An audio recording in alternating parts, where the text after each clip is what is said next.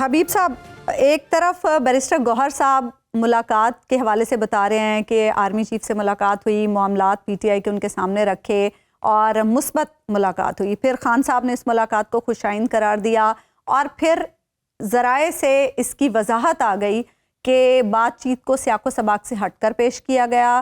صرف سیکیورٹی معاملات پر اس ملاقات میں گفتگو ہوئی اور سیاسی معاملات پر گفتگو نہیں ہوئی. اگر ہم اس ساری سچویشن کو دیکھیں اور یہ سارے معاملات دیکھیں تو آپ کو کیا لگ رہا ہے کہ بیسیکلی کیا ہے اس میں؟ ایک تو یہ ہے کہ ملاقات ہونے میں کیا مذائقہ ہے، ایسی کیا چیز ہو گئی ہے جو اس سے پہلے کبھی نہیں ہوئی، اور جو اب ہو گئی ہے تو اس کے اوپر واویلا مچایا جائے.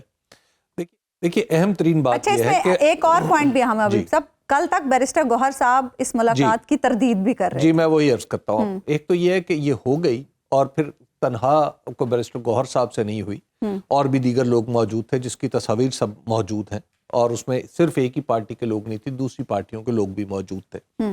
تو لہٰذا اگر کوئی ملاقات ان سے الگ ہوئی ہے، یعنی کسی ایک کمرے میں آپ فرض کر لیجئے کہ 5 منٹ 3 منٹ 1 سیکنڈ یا 1 گھنٹہ، جو بھی، ہم اس باریکی میں نہیں جاتے، تو اس میں کیا برائی ہے؟ پاکستان کی سب سے بڑی پارٹی کا جو چیئرمین ہے، اگر وہ چیف آف آرمی سٹاف سے ملاقات کر رہا ہے اور ان کے ساتھ ایک صوبے کے وزیر اعلیٰ موجود ہیں جو اسی پارٹی سے تعلق رکھتے ہیں، اور صوبہ بھی ایسا ہے جو ڈسٹرب ہے، تو وہاں اس حوالے سے بات ہونا بالکل جائز بات ہے. دوسری بات یہ ہے کہ سیکیورٹی معاملات پہ ہوئی ہے. یہ سیکیورٹی جو معاملات ہیں یہ پاکستان کی سیاست سے جڑے ہوئے. پاکستان کی بہت ساری ایسے سیاسی، ہم نے اپنی سیاست کو جن گھمن گھیریوں میں ڈال رکھا ہے، ہمارے بہت سارے جو سیکیورٹی پرابلمز ہیں وہ دراصل ہماری سیاست سے نکلے ہوئے. تو جب آپ سیکیورٹی پہ بات کرتے ہیں تو اس کا یہ قطعی مطلب نہیں ہے کہ آپ یہ کر رہے ہوں کہ وہاں پہ چوکی بننی ہے، یہاں پہ چوکیدار کھڑا ہونا ہے، وہاں پہ فلاں ہوگا اور یہاں پہ میں ہوں گا. اس طرح کی بات نہیں ہوتی. سیکیورٹی کا پیراڈائم پاکستان کے لیے بالکل مختلف ہے، اور جب دنیا بھی ہماری سیکیورٹی کے بارے میں بات کرتی ہے تو ایسی ہی ہے. اب جب سیکیورٹی پہ اور اتنی ہمہ گیر سچویشن پہ کوئی بات ہوئی ہوگی تو اس سے آپ ایک الگ مطلب لے سکتی ہیں، میرا کوئی الگ مطلب ہو سکتا ہے بات کرنے کا، لیکن بہرحال کسی نہ کسی درجے میں بات تو ہوئی. تو لہٰذا اس پہ اتنا سینسٹیو ہونے کی ضرورت نہیں ہے کہ اس کی یا تو تردید شروع کر دیں یا اس کی تائید شروع کر دیں. نمبر 1. نمبر 2، اب آپ اس کو اسٹرکٹلی پاکستان کی پالیٹکس کے حوالے سے دیکھیں.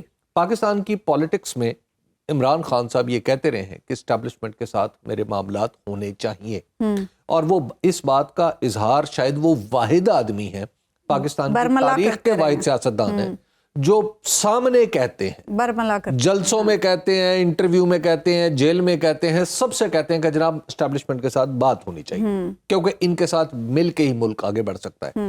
اب لہٰذا عمران خان سے یہ شکوہ کرنا کہ یہ کوئی بات چھپ کے کی ہے، تو یہ بات اس سے پھر ڈیل کا تاثر ابھرتا. اس کا مطلب یہ ہے کہ بات جو تھی کہیں آگے، کہیں کسی اور طرف جا رہی ہے، یہ ڈیل نہیں ہونی چاہیے. پھر تیسری بات یہ ہے کہ یہ جو ملاقات کی خبر ہے یہ تو فیصل کریم کنڈی صاحب کے ذریعے سے آئی. ٹھیک ہے. جب فیصل کریم کنڈی صاحب نے اس کی تصدیق کی تو اس سے پہلے تو بیرسٹر گوہر صاحب اس کی تردید کر رہے. ٹھیک ہے. تو وہ تقریباً وہی بات کہہ رہے تھے جو ذرائع سے آنے والی تردید ہے. تو اب اس کے بعد جب بات کھل گئی ہے تو اس میں کوئی مذائقہ نہیں ہے کہ عمران خان صاحب نے اس کے اوپر اظہار اطمینان کیا ہے. پاکستان میں ایک بہت بڑے لیڈر ہیں، سابق وزیر اعظم ہیں، ان کا جو مقرر کردہ چیئرمین ان کی پارٹی کا، وہ اگر ملاقات کرتا ہے تو اس میں کون سی پریشانی کی بات ہے؟ یہ پاکستان کے تناظر میں اس میں کون سی ایسی قیامت برپا ہو گئی؟ پریشانی تو لگ رہی ہے. وہ ہم دیکھ رہے ہیں مذاکراتی کمیٹی جو حکومت کی ہے، انہوں نے پھر جس طرح سے شاید اس ملاقات کی خبر کھلنے کے بعد چارٹر آف ڈیمانڈ کا پوسٹ مارٹم کیا ہے، اس سے ایسا لگا کہ کہیں ٹینشن تو ہے. جو جتنا کمزور ہوتا ہے دراصل وہ اپنے سامنے والے لوگوں کو اکٹھا ہوتے دیکھ کے اتنا ہی ڈرنا شروع کر دیتا ہے. تھوڑے سے معاملات آگے بڑھیں تو جو کمزور آدمی ہے وہ ڈرنا شروع کر دیتا ہے. اور پھر یہ حکومت جس کے پاؤں کے نیچے زمین ہی نہیں ہے، جو فارم 47 کی بنیاد پہ کھڑی ہوئی ہے، الیکشن کمیشن کی عنایات سے کھڑی ہوئی ہے، اسٹیبلشمنٹ کی ٹیک پر کھڑی ہوئی ہے، جیسے ہی اسٹیبلشمنٹ کے پاس کوئی اور شخص اس کے قریب سے بھی جائے گا نا تو یقینی طور پہ میں آپ کو بتا دوں کہ ان کو پریشانی لاحق ہو جائے گی. اور اس پریشانی کے اسباب ہوتے ہیں، اور اس پریشانی کے اسباب ہماری تاریخ میں پیوست ہیں، کیونکہ یہ سب جو کام ہوا تھا یہ جس طریقے سے یہ حکومت وجود میں آئی تھی، مارز وجود میں آئی تھی، بلکہ عدم سے وجود میں لائی گئی تھی 2022 میں، اور 2021 میں جو کچھ ہو رہا تھا ہماری آنکھوں کے سامنے ہو رہا تھا، سب کو پتا چل رہا تھا کہ کیا ہو رہا ہے جی. اور یہ کرنے والے کون تھے؟ خواجہ آصف صاحب بالکل لوگوں کو سامنے آ کے بتاتے رہے کہ جناب کیسے ہوا. بہت سارے لوگ، خرم دستگیر صاحب بالکل سامنے آ کے بتاتے رہے ہیں کہ کیوں ہوا. بہت سارے لوگ تو بتا چکے ہیں وہ سارے معاملات. تو لہٰذا جس جماعت کی اتنی بڑی تعداد اسٹیبلشمنٹ کے ایک وقت میں کسی گیم پلان کا حصہ رہی ہو، تو اس کی پریشانی بالکل بجا ہے کہ اس وقت جو اگر معاملات یہاں سے بات آگے بڑھ گئی تو پھر کیا ہوگا. ٹھیک ہے. اب مسئلہ انہیں جو سمجھنے کی بات ہے اس پوری پالیٹکس میں وہ یہ ہے کہ دوسری طرف نواز شریف نہیں ہے، یا دوسری طرف جناب آصف علی زرداری نہیں ہے کہ جو معاملات کو خفیہ رکھیں گے. جی. دوسری طرف ایک ایسا سیاستدان ہے جو علل اعلان کہہ چکا ہے کہ میں نے یہ بات کرنی ہے. ہاں جی. تو وہ جب بات کرے گا تو اس کی اونرشپ بھی لے رہا ہے. تو اب انہیں پریشانی ہو رہی ہے. بھائی ابھی بات وہاں تک نہیں پہنچی کہ جس سے آپ یہ کہیں کہ فوری طور پر کچھ سیاسی نتائج اس کے برپا ہونا شروع ہو جائیں گے. ابھی سب بات ہونا ہی تو پریشانی ہے. دیکھیے بات کہیں نہ کہیں بات ہوئی ہے، یہ بھی تو پریشانی ہے نا. اس کی وجہ یہ ہے کہ پاکستان کی تاریخ کا طویل ترین کرائسس ہے یہ. پاکستان کے اندر جو انویسٹمنٹ ریٹ ہے وہ کم ہوتا چلا جا رہا ہے.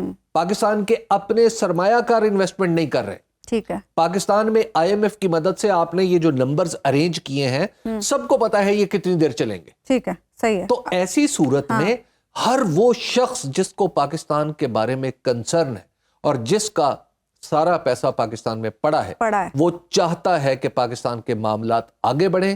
خواہ اس میں میری انا حائل ہو تو میں اس پہ بھی کمپرومائز کروں، خواہ اس میں کسی اور کی انا کی تسکین ہو تو میں وہ بھی کروں، کیونکہ میرا ملک آگے بڑھے. اگر سارے لوگوں کے درمیان مل بیٹھنے سے معاملات آگے بڑھ سکتے ہیں تو اس میں پریشانی نہیں ہونی چاہیے. ملک کو آگے بڑھنا چاہیے. آگے بڑھنے کی بات ہے، یہ ایک پازیٹیو بات ہے. ایک بریک ہم یہاں پہ لیں گے ناظرین، بریک کے بعد تو گفتگو کے سلسلے کو آگے بڑھیں گے. ویلکم بیک ناظرین. حبیب صاحب، یہ جو ساری سچویشن چل رہی ہے اس میں اگر خان صاحب باہر آتے ہیں، انہیں باہر آنے کا موقع ملتا ہے، تو آئیڈیلی آپ کیا توقع رکھتے ہیں کہ باہر آ کر کیا کریں؟ دیکھیے مجھے تو توقع یہ ہے کہ وہ قانون کے اور دستور کے مطابق کام کریں، جو کچھ بھی ہو، اور ہر شخص سے اور ہر سیاستدان سے یہی توقع رکھی جا سکتی ہے. لیکن یہاں پر مسئلہ کچھ عملی نوعیت کا ہے. وہ عملی نوعیت کا مسئلہ یہ ہے کہ کچھ توقعات ان سے یہ ہیں، جیسے ابھی فیصل واڈا صاحب بھی بتا رہے تھے کہ وہ خاموش رہیں، اداروں پہ تنقید نہ کریں. ٹھیک ہے، باقی سیاست کریں، جو مرضی کریں، لیکن اداروں پہ تنقید نہ کریں.